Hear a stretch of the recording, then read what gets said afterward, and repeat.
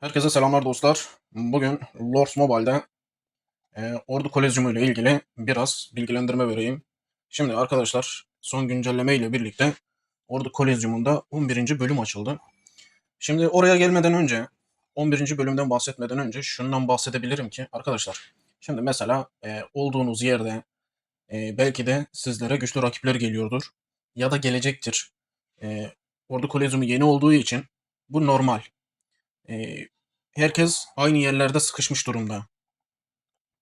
Güçlülerin kendilerini ileri atabilmesi için biraz zamana ihtiyacı var. Bu zaman yavaş yavaş açılmaya başladı. Ondan sonra yavaş yavaş artık kendi bünyenizde, kendinizde eşit oyuncularla denk gelebileceksiniz. Onun haricinde bir geçiş dönemi var. Güçlüler işte yeni 10. bölüme falan geçiyorlar. 11. bölüm yeni geldi zaten. Ondan dolayı kendilerini daha oraya atmaları lazım ki arkadaki kişiler, e, aşağıdaki bölümdeki kişiler daha ileriye gidebilsin. Şimdi arkadaşlar şöyle girip baktığımızda şu 11. bölüm yeni açıldı. Şöyle onunla 11. bölüm arasında bak 5 tane altın nişan farkı var her basamakta. Evet, her basamakta 5 altın nişan farkı var. 60'a 65. Aynı şekilde gümüş nişanla da 5 tane fark var. Zamanla zaten görüyorsunuz ki arkadaşlar belki de fazla takılacak bir durumu yok. Hani ne gelirse gelsin diye de bakılabilir. Şimdi burada aşağı bölümlerde artık hangi bölümde oynuyorsanız oynayın.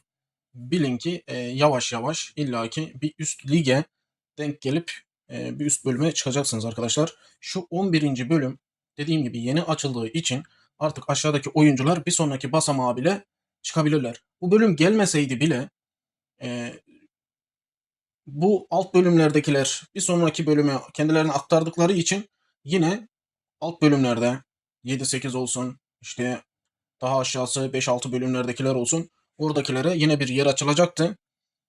Çünkü herkes atıyorum kaçtan başladı ya? 6'dan mı başladılar? Atıyorum en güçlüler bile herhalde 6'dan falan başladı. Düşünün yavaş yavaş gittikçe bir sonraki alt tabakaya yer açılıyordu. Şimdi aynı şekilde 11. bölüm açıldı ve dediğim gibi alt bölümdekiler bir sonraki bölüme geçme e, olanakları arttı. Şimdi burada mesela anlatırken ya da asker tipine göre işte bir şeylere gösterirken her zaman şurada takılı kalıyorduk. Hani parasız oynayan oyuncular için şu yukarıda 9, 10, 11. bölümler çok zor. Çok zor bir yer arkadaşlar. Şu 7-8'lerde oynamanız için de örnek uzun süredir oynuyor olabilmeniz lazım. Çünkü ekipmanınız falan hani biraz iyi olması lazım. Bu bölümlerde de oynayabilmeniz için.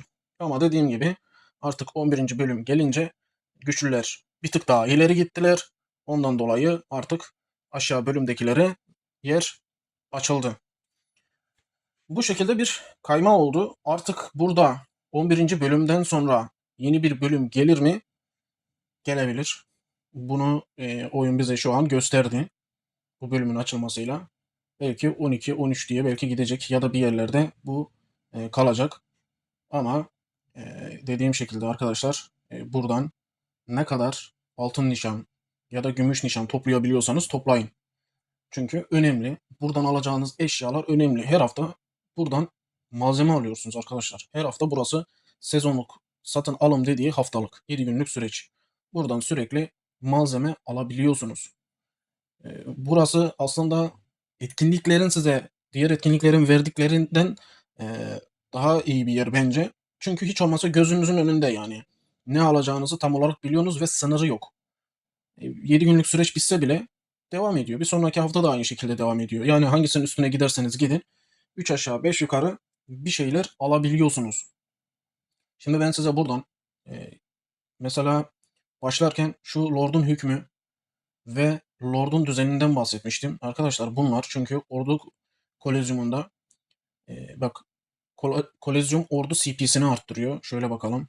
Bakın artı 100 olarak arttırıyor. Ordu savı arttırıyor. Aynı şekilde.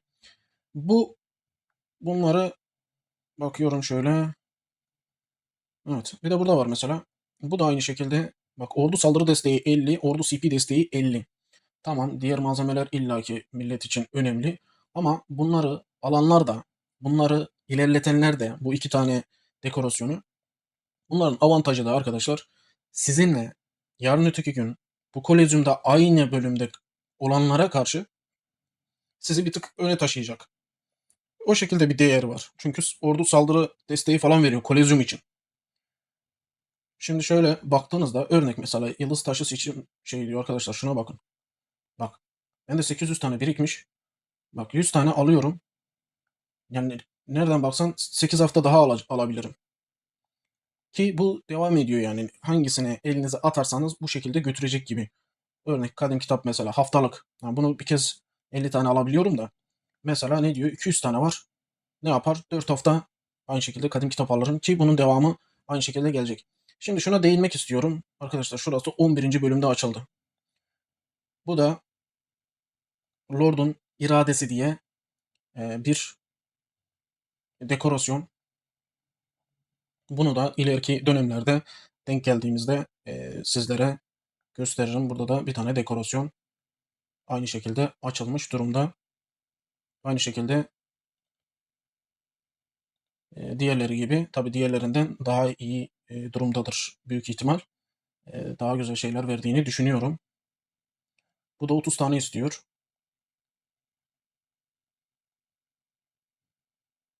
Evet, bu da 30 tane, öteki de 30 tane istiyor. Evet arkadaşlar, 3 tane dekorasyon olmuş oldu. Daha ileriki günler illaki biz göreceğiz. Kaçıncı bölüme kadar bu açılacak, buna bakacağız.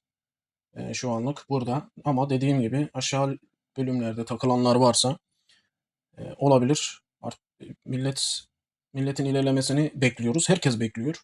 Şu an mesela şuralarda diyelim ki güçlüler bile 9-10'larda takılı kaldılarsa ya da 8'deki adamlar mesela 9'a kendilerini atamıyorlarsa, şimdi bu millet 11'e geçince 10'dakiler 11'e kayacak. 9'dakiler 10'a kayacak. Aynı şekilde 8'dekiler de 9'a bu şekilde geçiş yapacaklar. Ee, Yani arkadaşlar daha çok altın nişan, gümüş nişan demek. Bu şekilde kolezyum bilgisini sizlere vereyim. Şu yenilikten de bahsetmiş olalım. Sadece burada ödüllerde aynı şekilde dikkat edin. Ne alacağınıza, neye yöneldiğinize iyi bakın, iyi tercih edin arkadaşlar. Tamam, zamanla herkes yarışıyor. Herkes zamana göre oynuyor. Ama yapabilirsiniz yani. Neye odaklanırsanız odaklanın. İlla ki orada bir başarıya ulaşacaksınız yavaş yavaş. 10 senelik oynayan oyuncuları düşünün. Öyle düşündüğünüz zaman diyebiliyorsunuz ya, işte atıyorum bir ekipman yapıyorsan ekipmanı illaki mitikleyebilirsin. Şunu bile arkadaşlar zamanla herkes fuller. Ya bak mesela diyelim ki birinci leveldeysen 3-5 olduğunda diyeceksin ki ya zor artık level arttırılıyor diyeceğim mesela seviyesi. Ama bir bakacaksın ki belki yıl bile geçse üstünden, ama bakacaksın ki onu bile fulllemişsin yani. Tamam, belki başka şeyler açılacak o zamana kadar, daha da ilerleyecek bir şeyler, ama siz de yavaş yavaş aşağıdan geliyor olacaksınız. Yani kimse bu oyunda gelişmiyor diyemeyiz kesinlikle. Böyle arkadaşlar, benim diyeceklerim bu kadar.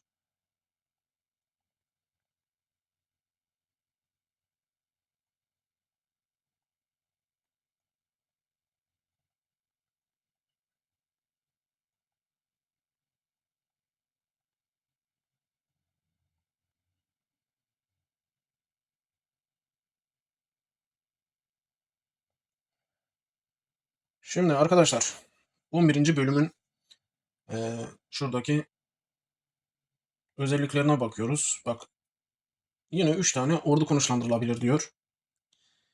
Tamam. Maksimum koalisyon ordu büyüklüğü, içtima saldırısı, güçlendirmesi dahil diyor. Buna da tamam. Savaş öfkesi aynı. Burada bir tane artı olarak harika yapı güçlendirmeleri dahildir demiş. Burada da arkadaşlar harika yapı güçlendirmelerini buraya dahil etmiş. Yani bir tane artı bir özellik buraya yerleştirmiş. Burada zaten şu anlık yükselme yok. 11'dekiler 11'de kalacaklar. Ama düşme sırası yine var. 81. sıranın altındaysanız düşüyorsunuz. Burada son olarak bir ekleme yapayım. Videoyu bitireyim arkadaşlar. Diyelim ki Örnek hafta bitti. 7. bölümdesiniz mesela. Hafta bitti. 8'e geçtiniz mesela. Ya da 7'de takılı kaldınız. Arkadaşlar orada bir tane oynamazsanız orası size puan vermiyor. Benim gördüğüm böyle. Puan vermiyor. Şurada mesela şurası kapalı oluyor. Şu bölüm kapalı oluyor mesela. Kapalı olduğu için de size günlük sikke şeyi atmıyor. Şu gümüş nişanı atmıyor. Ben böyle gördüm. Hatta birkaç gün öyle boş bıraktım bir şey gelecek mi diye baktım gelmiyor. Siz de yorumlarda bunu iletebilirsiniz. Siz nasıl bir deneme yaptınız? Sizin düşünceleriniz Kolezyum hakkında nedir? E, Yanlışımız, eksiğimiz varsa bizlere arkadaşlar yorumlarda iletin. Yorumlarda da olabilir yarın öteki gün bir gelişme olur, bir şey olur. İlla ki yorum var arkadaşlar. Artı birer tane özellik olsun, güncelleme olsun bir şeyler ekleyerek orada eksiklerimizi tamamlamaya çalışıyoruz. Tüm videolarımızın yorumlarına bakın arkadaşlar. Ne yorum yapmışız, ne açıklama yapmışız. Göz gezdirin. Biz söylemesek bile illaki oyunculardan biri de bir bakış açısı yönlendirebilir oraya. O şekilde de yine aynı şekilde siz de değerlendirme yapmış olursunuz. Biz de ayrıyeten bir değerlendirme yapmış oluruz. Böyleydi arkadaşlar videomuz. Kendinize iyi bakın. Sağlıcakla kalın. Görüşmek üzere.